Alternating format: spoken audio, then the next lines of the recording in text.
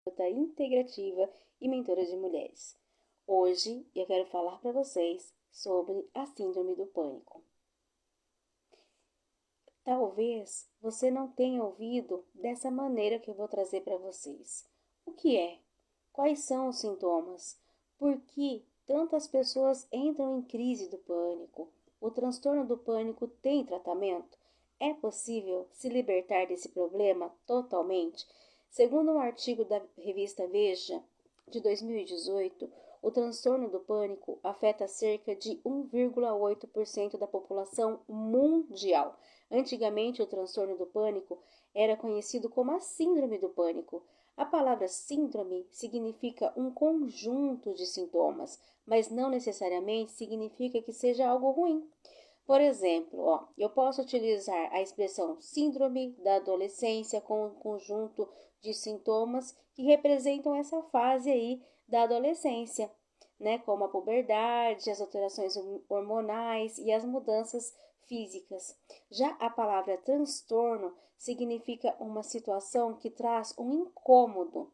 Mas tudo bem, isso é só uma definição e não vai afetar o seu entendimento. O transtorno do pânico, ele ocorre pela junção de três componentes básicos: o excesso de ansiedade, o excesso de pressão e uma sensação de desamparo e de desproteção. Essa tríade é a combinação perfeita para desencadear a crise do pânico. Agora me diz, você já passou por alguma crise do pânico? Você já pensou alguma vez que ia morrer? Se você já passou por uma crise dessas ou conhece alguém que já enfrentou essa situação, fica comigo até o final aqui desse vídeo que eu vou responder várias dúvidas sobre esse tema. E além disso, eu vou te ensinar uma técnica poderosa para te auxiliar a neutralizar os sintomas em um momento de crise.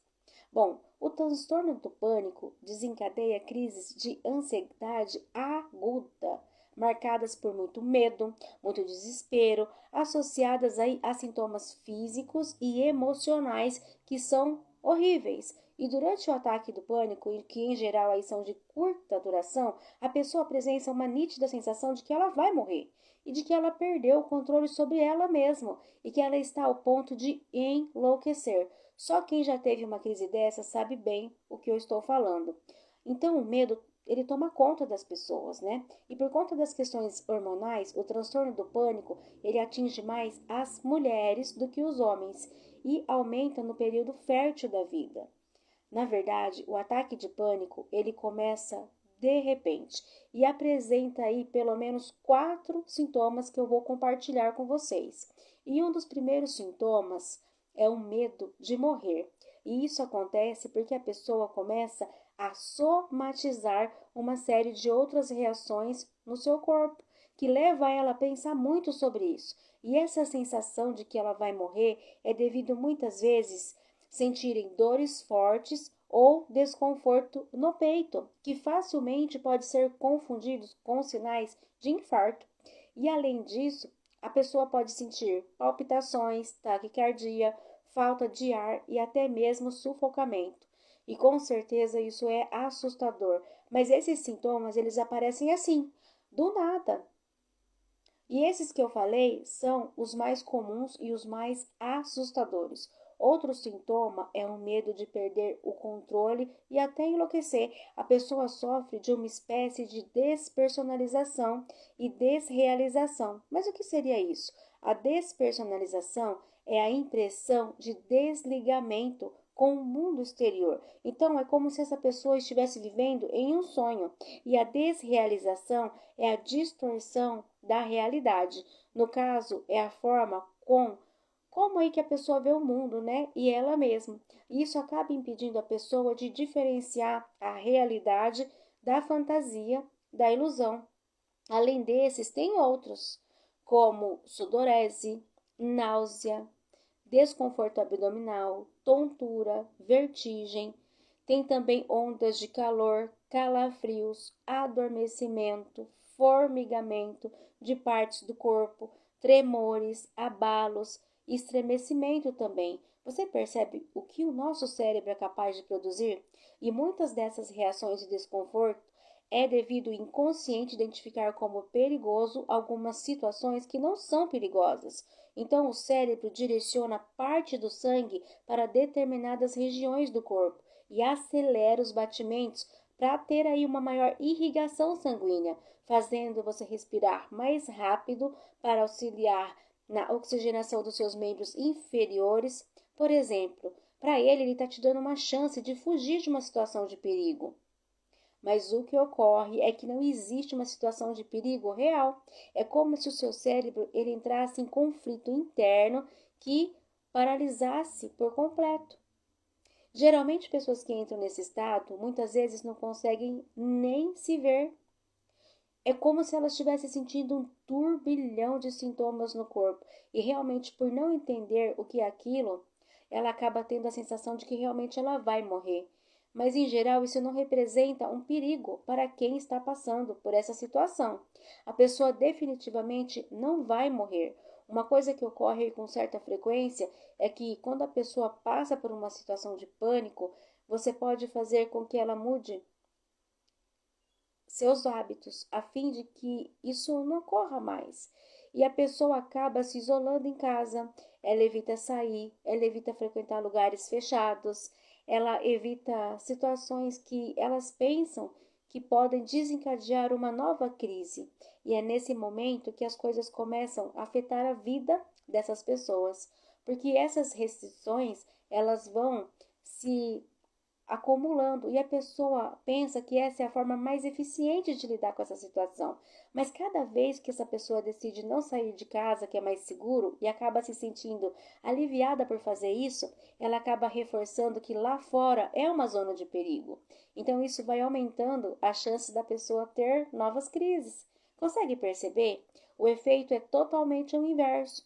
Infelizmente, pessoas que têm transtorno do pânico também apresentam quadros depressivos, além da própria ansiedade. E é comum nessas situações as pessoas buscarem algum refúgio para suas dores e angústias, tais como o alcoolismo ou outras substâncias também. O objetivo dessa pessoa com essas atitudes é buscar uma saída para aliviar os efeitos da crise de ansiedade, de pânico e outros conflitos internos que ela tem. Mas nós sabemos que esses refúgios, eles não são a solução do problema, além de gerar outros problemas. Nesses últimos anos, o volume de pesquisa, no Google relacionado à ansiedade, depressão, pânico, associado a palavras como tratamento, solução, cura, teve um aumento considerável. A maioria dos psiquiatras afirmam que o transtorno do pânico não tem cura e que a única maneira de lidar com essas crises é através de fortes medicamentos que acabam por desacelerar e inibir muito desses estímulos hormonais do corpo do paciente. E isso definitivamente não vai resolver o problema, apenas irá esconder lá no fundo, camuflar.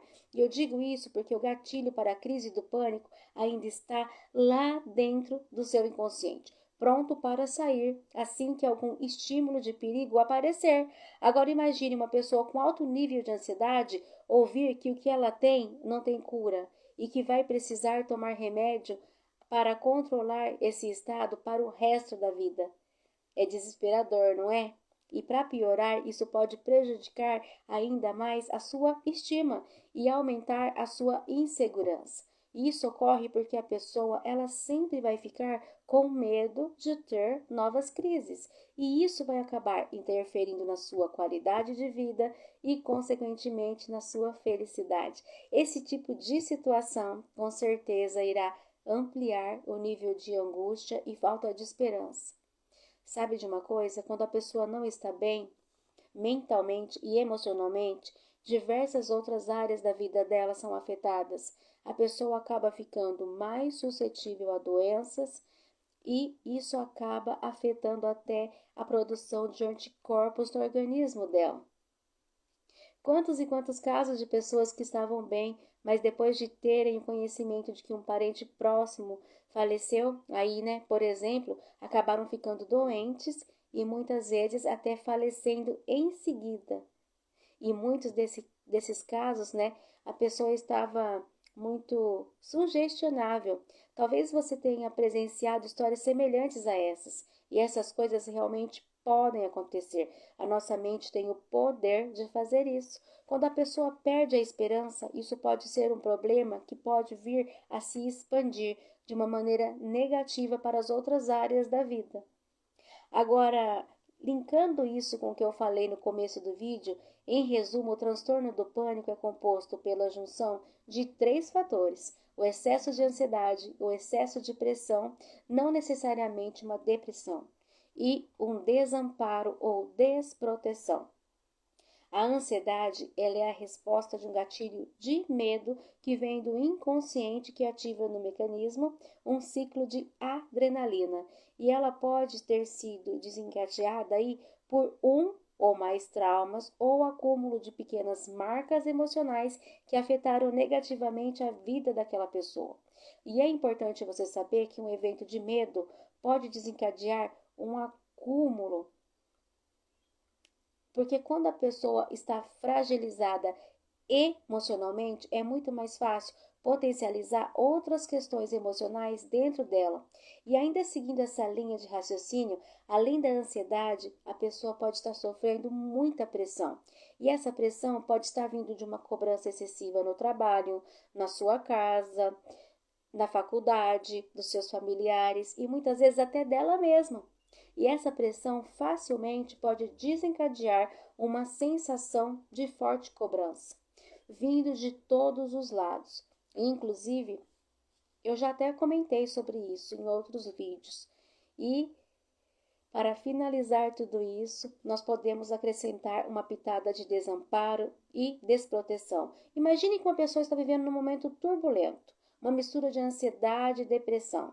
E a pessoa nutre dentro dela que ela não é capaz, que ninguém pode ajudar ela, que não tem nada que possa ser feito para resolver o problema, que as coisas só podem piorar na vida dela. Isso vai acabar desencadeando nela uma sensação de desamparo e de desproteção, além, de uma insegurança muito grande e falta de esperança. E essa combinação explosiva vai desencadear dentro dela crise de pânico. E muitas vezes é um gatilho específico de conhecimento da pessoa. E muitas vezes ela evita algumas situações com medo de que aquela sensação muito ruim volte a acontecer. E muitas vezes essa sensação horrível que o pânico traz aparece do nada, sem um motivo aparente. E quando isso acontece, a pessoa se isola dentro de casa, tentando evitar a todo custo se colocar em situações que possam desencadear aí a crise novamente. Atualmente, eu atendi uma criança que mora com os pais e ele sofria muito tipo de pressão com os pais. Se cobrava demais e os pais também. E na verdade, os pais também viviam em constante crise sem nem saber disso. E essa sensação de desamparo, de desproteção dessa criança, ela se sentia de deslocada e com a cabeça a 1000 por hora. Com isso, ela perdia o foco nas coisas que ela tinha que fazer, porque muitas vezes os pais cobravam dela, mas ela estava num ambiente completamente desproporcional e tóxico para essa criança. Então, quando a gente começa um atendimento, principalmente com criança, não é possível tratar a criança sem que os pais também passem por algum tipo de orientação e de tratamento, porque isso vai surgir como um efeito cascata, auxiliando também no tratamento dessa criança. Até porque a criança, de 0 a 7 anos e meio ressoa com a mãe e de 7 anos e meio a 14 anos com o pai. Mas isso é assunto aí para um outro vídeo. Então, quando você está em uma situação que parece não ter solução, fica no mato, sem ter cachorro, o que acontece? Você fica pior ainda alimentando esse ciclo. E o meu mentor, Jair Soares, contou de um atendimento que ele teve num caso aí de crise do pânico. E um dia, um engenheiro foi procurar ele, apavorado. E de uma hora para outra, ele começou a ter crises de pânico. E ele já havia passado, em alguns médicos e já tinha sido diagnosticado com esse transtorno, com o transtorno do pânico. Então, ele questionou o engenheiro se ele era ansioso. Mas nem precisava porque ele já demonstrava, né? Pelo jeito de demonstrar, de movimentar as mãos, respiração ofegante, ele era sim muito ansioso e estava sempre estressado. Então, até aí, ok, muitas pessoas passam por estresse no seu dia a dia. Mas na sequência, o professor perguntou: mas você é muito cobrado no seu trabalho ou em alguma situação no seu dia a dia, tipo alguma coisa que te pressione demais? Então, o engenheiro diz que não muito. Em geral, ele já tinha uma certa reputação na empresa que permitia que ele tivesse uma certa liberdade em lidar com as cobranças ali do seu trabalho. E ele já tinha uma boa confiança dos seus superiores. E aí o professor pensou, não é possível, tem mais alguma coisa aí nessa história que não está sendo contada. Então ele perguntou, você ultimamente vem sentindo alguma sensação de desamparo? Alguma sensação de desproteção? Ou uma sensação de que algo ruim pode acontecer a qualquer momento? E que você talvez não tenha solução para esse problema? Algo que talvez te coloque numa situação de incapacidade? Na mesma hora, o engenheiro olhou para ele e disse: nossa, você não tem noção. Com essa recessão por conta da pandemia, tem muita empresa encerrando contratos. E além disso, provavelmente nós vamos demitir mais pessoas e uma turma já foi dispensada, inclusive alguns colegas meus. Mas o que me incomoda é que eu trabalhei a vida toda com isso e me especializei nisso e não sei fazer mais nada. E já tenho aí mais de 50 anos. Se eu for dispensado, dificilmente eu vou conseguir uma forma de me colocar no mercado, porque é um mercado específico e não tem empresa no Brasil para eu assumir o cargo. Então o professor entendeu o que estava acontecendo. Ele falou: bom, você não é cobrado, mas pelo jeito é você quem está se cobrando muito. Então o engenheiro confirmou: sim, eu estou, e eu não tenho outra formação, eu só tenho essa. E agora eu não sei o que vai acontecer, porque eu dei entrada no apartamento, estou pagando parcelas altas, tenho algumas dívidas, a minha filha faz faculdade e eu que arco, e eu não sei o que eu vou fazer. Agora raciocina comigo, olha que situação que esse homem se encontrava. Ainda não havia sido mandado embora, mas devido ao nível de expectativa e ansiedade, ele começou a projetar o pior cenário do futuro, trazendo para o momento presente e, além disso, combinou tudo isso com uma pressão de ser ali o provedor de toda a família e ter que cumprir com todas as obrigações. E por fim, o sentimento dele de desproteção, de desamparo, que se perdesse o emprego ia destruir a sua família e a vida dele, e o pensamento de que ele não ia conseguir sair nunca daquela situação. E a parte mais interessante é que de uma hora para outra essa bomba explodiu e o inconsciente não entendeu essa situação da forma correta.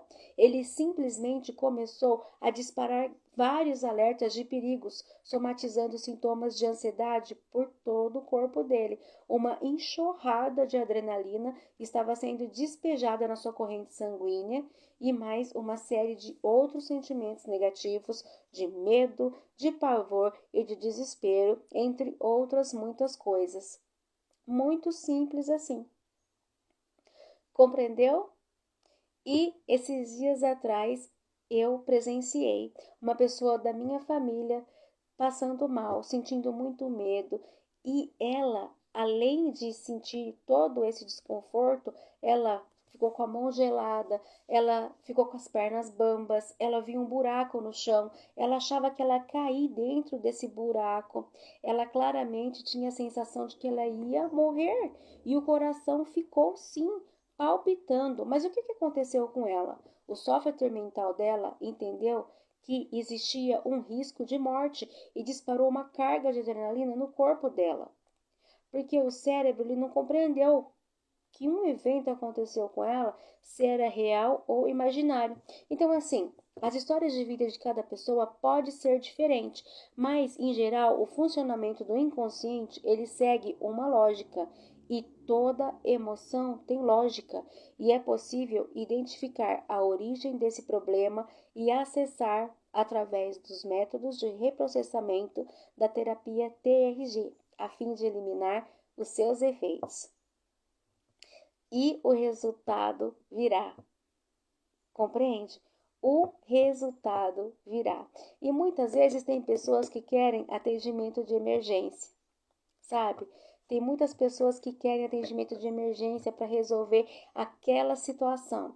Pessoas que têm ataque de pânico e já estão cansadas de ir para o hospital e elas vão para o hospital porque tem casos que só indo para o hospital mesmo, só indo para o hospital para resolver o problema, porque a pessoa ela sente aquela sensação de morte onde para ela só vai estar segura se ela estiver no hospital, se ela tiver com os médicos em volta, porque gente, a sensação é muito real. Então muitas vezes as pessoas entram em contato comigo. Se eu tiver horário disponível, é claro, eu vou atender, mas o normal é que a pessoa faça o tratamento para eliminar aí ou diminuir esses sintomas, né, dessas crises, para que ela tenha um resultado mais eficaz e não que fique sendo apenas ali um tratamento de emergência, como se fosse uma bombeira apagando um incêndio, né? Mas, né, teve uma situação em que eu auxiliei a resolver esse problema. E esses sintomas que essa pessoa me procurou eram os mesmos, né? Ela ficou com o coração disparado, com as mãos frias, com medo de morte. A gente iniciou a sessão, eu acalmei essa pessoa, conversei com ela, né, para acalmar. Isso é chamado de psicoeducação. Ajuda a primeiro momento orientar e acalmar a pessoa. Eu orientei, né, ela e iniciamos um mecanismo de segurança. No fim da sessão, ela estava se sentindo mais leve, né? Ela ficou bem e ela conseguiu eliminar aquele medo. Então, ela finalizou dizendo que estava muito bem, que não ia precisar chamar ninguém para dormir com ela naquela noite, porque ela estava se sentindo segura. Então, assim, ela sentiu confiança no tratamento. E, para finalizar, eu quero trazer para você uma técnica poderosa para te auxiliar, a te acalmar e te auxiliar, né, na sensação que vier aí pré-crise de pânico. E esse método é chamado de mecanismo de segurança, tá joia? Então não é difícil, é super fácil de fazer e eu espero que você coloque em prática, tá joia? Então eu vou trazer para você aqui, tá? Então assim, a primeira coisa que você deve fazer é colocar as suas mãos viradas para cima, porque se elas ficarem viradas para baixo, o seu cérebro entende que você está numa posição de ataque. Então é interessante que você desarme o seu subconsciente. Mantenha as palmas das mãos viradas para cima. Você pode pensar que é besteira, mas faça o teste que você vai entender. Geralmente, quando você está com as mãos viradas para baixo, o inconsciente até entende como uma posição de ataque. E se nesse momento você tiver um ataque de pânico, a tendência é que seus músculos se contraiam, a sua respiração fique mais curta e acelerada, fazendo com que se inicie o ciclo de adrenalina, ok? Então é importante ficar com as mãos viradas, as palmas das mãos viradas para cima, certo? Quando você muda a posição das suas mãos, colocando a palma das mãos voltada para cima, já faz com que sua respiração mude e em conjunto com isso, você deve fazer uma respiração diafragmática. O que seria isso? Você vai fazer o seguinte, você vai puxar o ar pelo nariz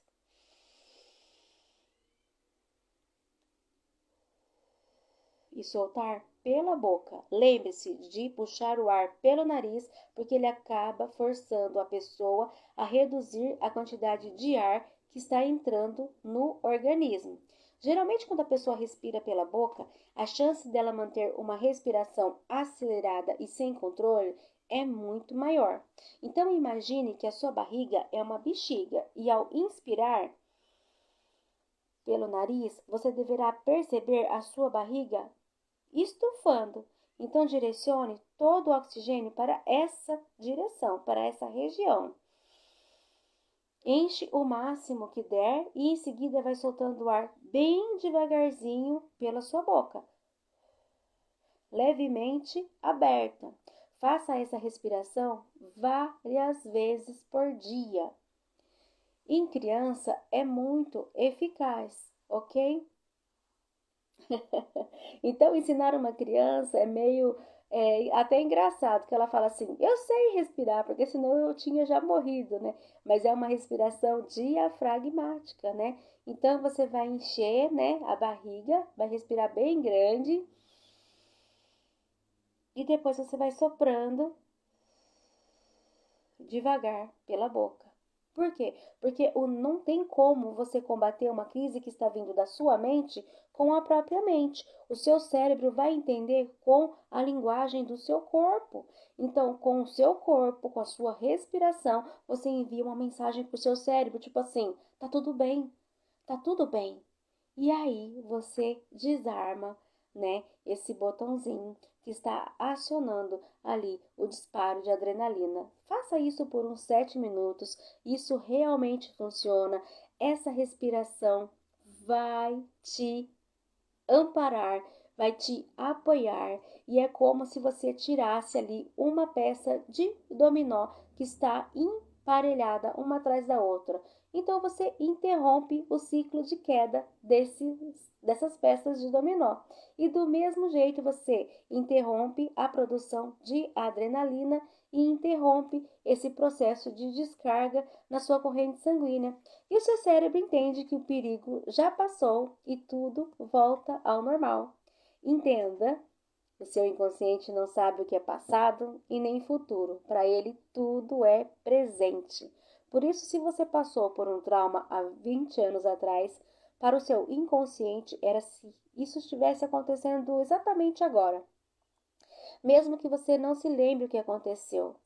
Como o inconsciente trabalha com a questão da generalização, ele simplesmente entende que determinada situação é perigosa. E dependendo do nível de ansiedade, a pessoa vai começar a imaginar várias situações ruins que ainda nem aconteceram, mas que para o inconsciente pode acontecer. É como se você estivesse executando um programa doloroso com informações de alerta de perigo, gerando adrenalina no seu corpo e desencadeando todos os tipos de problema psicológico. Isso acontece em fração de segundos, muito rápido. Por isso, por esse motivo, a terapia é muito importante, porque te tira do congelamento emocional, te libertando do evento traumático responsável por gerar tanta ansiedade. A ansiedade é essa que libera a adrenalina no seu organismo e que mais a adrenalina seja retroalimentada pelo sentimento de medo, disparando eventos repetidos como esse. Então, a terapia, nesse caso, é responsável por reprocessar os eventos traumáticos instalados aí na raiz do inconsciente, certo? Então, eu espero que com esse vídeo tenha trazido clareza para você, certo? Para você aí já dar um apoio, né, a si mesmo, certo? Mas dedique-se a cuidar de você, certo? Então, além de terminar, eu tenho algumas dicas que podem te auxiliar a aliviar esses momentos de crise. Tire o foco do problema. Quando uma pessoa está muito ansiosa, passando por uma crise de pânico, inconsciente, sem perceber, ela respira de uma maneira muito rápida. E tem muita gente que fala, né? Calma, respira fundo. Esse é um problema. Neste momento, não respire fundo. Pelo contrário, o segredo é respirar normalmente o ar pelo nariz e soltar pela boca, esvaziando lentamente os seus pulmões, certo? Mais uma coisa, quando você estiver ansiosa, examine seus pensamentos. Tente identificar o que ele está querendo dizer com isso. Talvez você esteja antecipando coisas catastróficas que nem vão acontecer. Muitas vezes a gente tem medo de passar vergonha na frente de outras pessoas. Então, por causa disso, a crise de pânico vem e você tem sensação que você vai desmaiar, vai ter um ataque cardíaco. Mas quando isso acontecer, examina o que você está dizendo para você mesmo. Reflita e entenda que é apenas uma crise de ansiedade. Por mais que você esteja sentindo, parece real, seja real, tenha em mente que é uma situação passageira e você não vai desmaiar e você não vai morrer. Tudo isso vai passar e tudo isso vai voltar ao normal. Então não tem motivo para ter medo. Examine seus pensamentos e enxergue eles apenas como pensamentos, não como fato real. Foque no presente. Talvez isso seja um desafio para você, mas a realidade é só que quem tem uma crise do pânico sabe o quanto é sofrido passar por ela, e eu entendo. Durante o ataque de pânico, a pessoa tem um sentimento de angústia e hostilidade em relação ao ambiente que ela está. Por isso, use a estratégia que você imagine que você está num lugar familiar, acolhedor. Feche seus olhos e imagine que você está num lugar seguro, feliz. Se imagine neste lugar. Isso faz com que as regiões do seu sistema límbico do cérebro libere substâncias prazerosas para você combater essas sensações ruins que você está sentindo. E se você presenciar alguém que está passando por um ataque de pânico, a primeira coisa a fazer é manter a calma e buscar um ambiente tranquilo e seguro. Oriente a pessoa a ter um controle da respiração. Tente modular a sua voz para não gerar mais ansiedade nessa pessoa.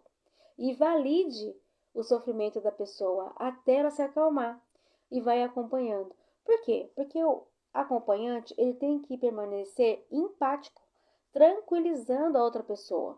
Entenda, você jamais será capaz de entender a dimensão do sofrimento dessa pessoa só se você tiver passado por um ataque de pânico na sua vida.